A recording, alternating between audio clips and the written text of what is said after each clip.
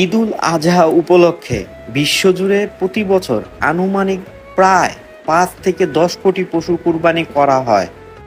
আর এই বিশাল সংখ্যার মধ্যে কুরবানির দিক থেকে শীর্ষে অবস্থান করছে আমাদের বাংলাদেশ। অবিশ্বাস্য হলেও সত্য, বাংলাদেশে প্রতি বছর প্রায় 1 কোটিরও বেশি পশু কুরবানি দেওয়া হয়। দ্বিতীয় স্থানে রয়েছে পাকিস্তান, যেখানে প্রতি বছর প্রায় 90 লাখ থেকে 1 কোটি পশু কোরবানি করা হয়। আর তৃতীয় স্থানে রয়েছে সৌদি আরব। হজ মৌসুম কেন্দ্র করে সেখানে হাজিদের পাশাপাশি স্থানীয়ভাবে প্রতি বছর প্রায় 15 থেকে 20 লাখ পশু কোরবানি করা হয়। এছাড়াও তুরস্ক, ইন্দোনেশিয়া, নাইজেরিয়া, ভারতসহ বিশ্বের বিভিন্ন দেশে ব্যাপকভাবে কোরবানি পালন করা হয়।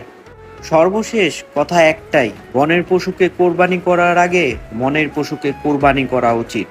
শুভকামনা রইল সবার জন্য।